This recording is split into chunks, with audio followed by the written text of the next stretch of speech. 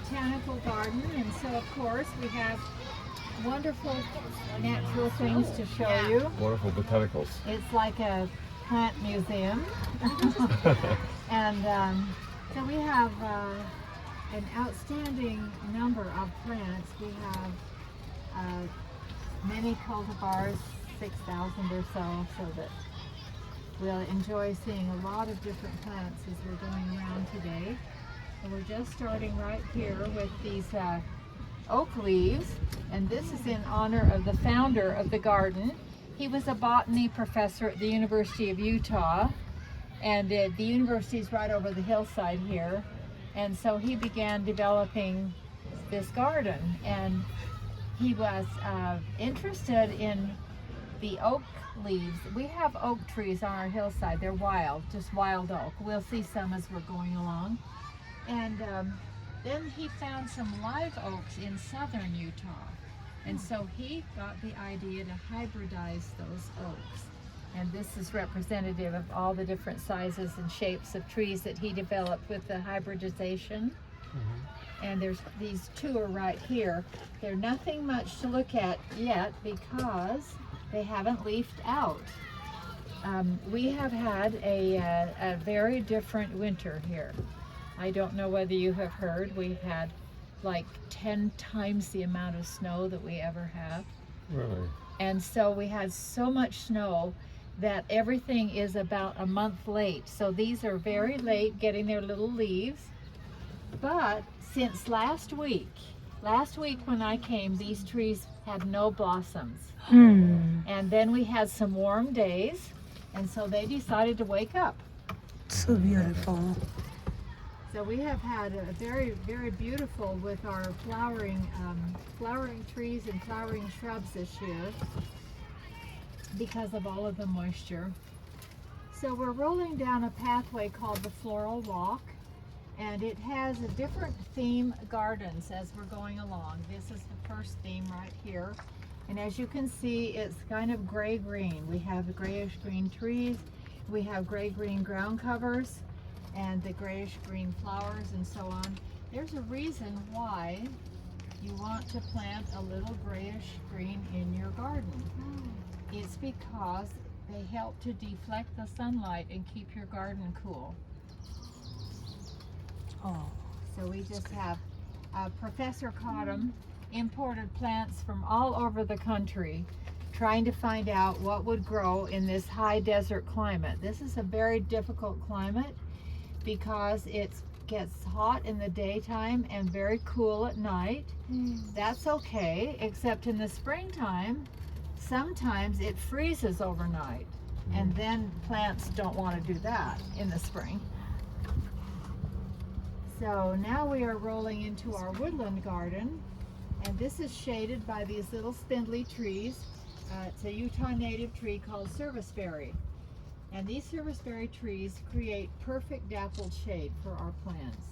So we have lily of the valley here and many other ground covers, and also some flowers that are coming up later. All shade plants. These are the hostas. They're just barely out of the ground. And here are our Lenten roses. These are little plants. They have their blossoms facing down. But this is the very first flower that comes up through the snow. And our lily of the valley are blooming. So they're coming along nicely. And the next thing to see are these beautiful Japanese maples. Do you have them in your country? In your area? I don't think so, maybe. He imported these from Japan, and they do fine in our climate, so a lot of people love to plant these beautiful Japanese maples. Yeah. They don't like a lot of heat, and they don't like a southern exposure on a wall. It's too hot, but they are simply beautiful. And right up ahead are our pear arbors. These are pear trees that we are growing on the arbors, and they will have fruit. They had blossoms last week. They had all the blossoms, and they will have pears later on. And this is the type of planting that was done in Europe called Espalier, and that pretty French word means you're going to flatten your tree. So these are flattened on arbors, but you can do it on a backyard fence. It's a really wonderful way to grow a tree because when it comes time for planting, you just stand and pick. You don't have to climb trees. Hi. I didn't know you could plant trees like that. Pardon? I didn't know you could plant trees like that. It goes Yeah. around the branches. So we have quite a show of daffodils right now, and they're very, as I said, we're about a month behind, and so they're still blooming. So we're very happy to show off our beautiful daffodils. We have about 5,000 of them scattered all throughout the garden.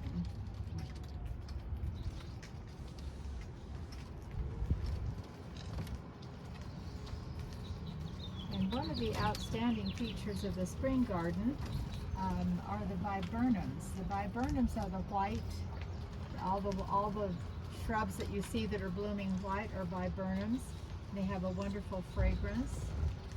This shrub is just barely coming out, the reason being that it does not even bloom until almost fall.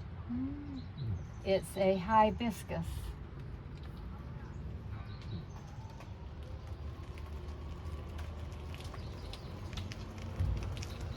We have another nice viburnum, and also our red buds.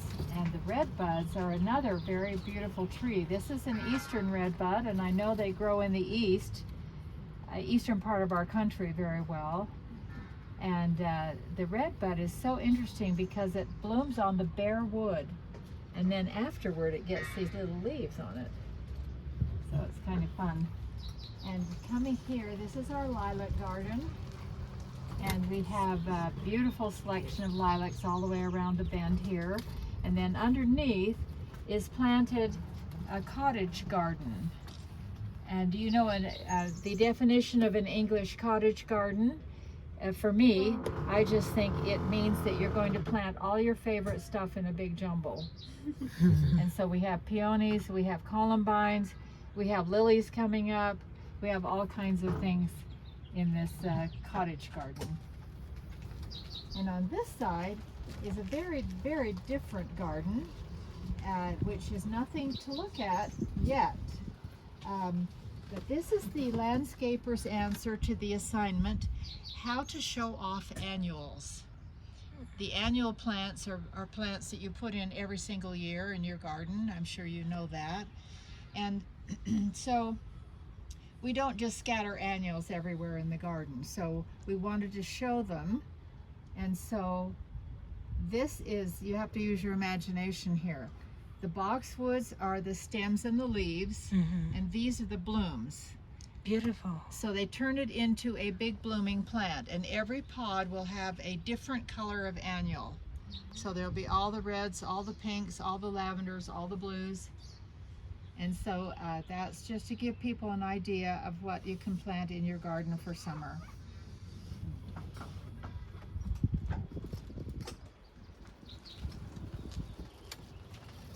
These are some of our beautiful shrubs. These are spireas, these white spireas that are blooming. And more beautiful lilacs. A little bump here. So now we're coming into our rose garden. The rose garden is a very extensive area, and it begins right here with what they call the celebration garden. These crabapple trees, of course, you can see are white. The roses will be white, the ground covers will be white. Everything is to do with weddings. This little house is called the Rose House, and it's used for fancy parties, wedding receptions or wedding luncheons, and so on. And then this is the rose garden itself, and the roses are planted all throughout the entire garden, so that you don't see them in rows, but everyone has a tag so you know what you're looking at. And we have every cultivar of rose featured in this garden. So you can always find your favorites. And here are two beautiful Korean viburnums here, flanking the entrance to the rose garden area, the main garden area here. And we use this area for wedding receptions. We have quite a few weddings in our garden. I bet. It's so beautiful. And on this side, you'll have to use your imagination again, although you can tell these are all red roses. And so this is an entire red garden. Red roses and red flowers and red ground covers and so on. And this is a perfect climate for roses. And so we grow a lot of them. And they bloom in June and July, and some of them are ever blooming as well. We have a big wedding arbor there, and it's covered with white climbing roses. So it's quite a beautiful sight.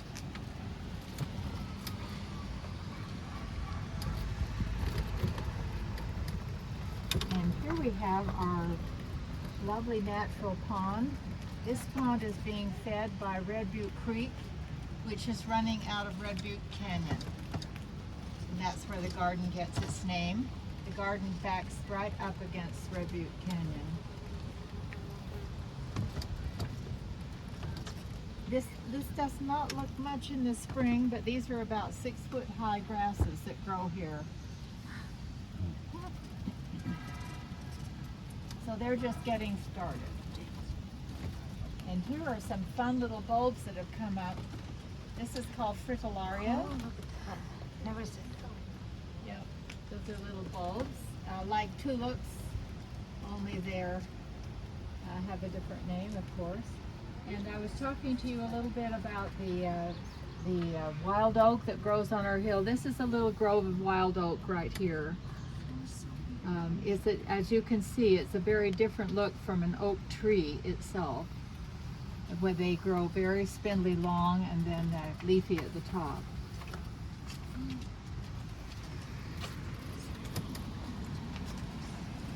We have some beautiful grassy areas by the water where people can come and have picnics if they like, or just come and relax in the garden. We have benches tucked here and there in the trees.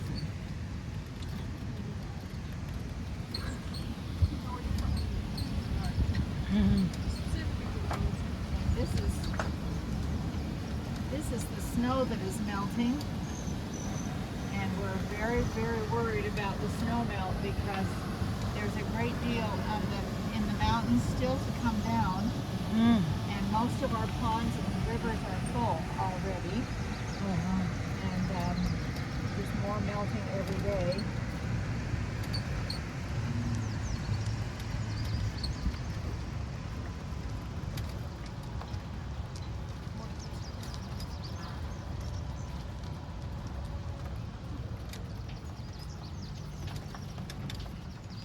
Here we have Mr. Moose. Oh, hello. So we have a lot of wildlife that live in the canyon, right up here in Red Butte Canyon. And we don't have the wildlife in our garden because we have it fenced, very tall 8-foot fences, in order to keep the deer and the elk and the moose out. Okay. Otherwise they would eat everything. We wouldn't have anything to show you. So this is another beautiful section of white crab apples. We have a beautiful collection of big crabapple trees everywhere. That is And then the flowers that come up in the summer are all white as well. So we have a little white garden right here. And straight ahead is Red Butte Canyon. And Red Butte is one of 7 canyons on the Wasatch Mountain Range here, running from here south. And all the other canyons are open for skiing and hiking and so on. This canyon is not open to the public. It's managed by the Forest Service and it is used for research. So no one goes into the canyon at all. However, this is a beautiful wildflower meadow.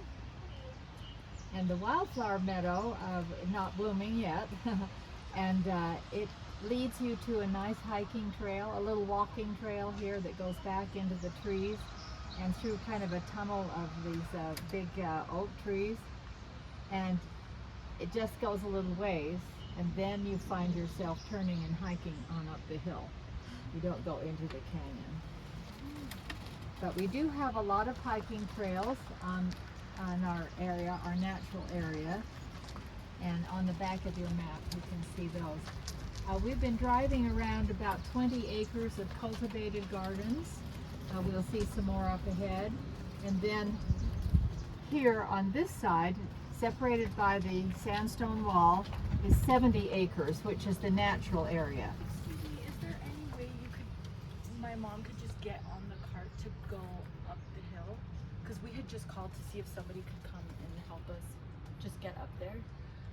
I was pushing her in the wheelchair, but it's going to take me a while. We have to get to the airport. Did you already called someone? Mm-hmm. So are they coming on because they have other small carts? Okay. Are they coming with a small cart? They said they were just going to call me back, but Oh. I didn't realize that you guys were like driving by.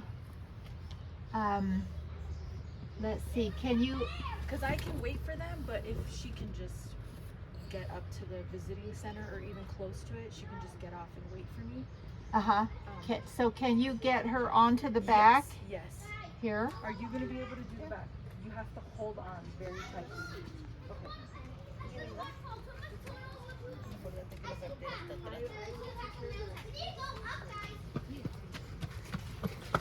No, don't go up. Go this way. Stay to the right. Stay to the right. On the right side. Stay to the right when you're walking. Thank you. Yeah. It's like real rules, you know. Okay. Stay to the right.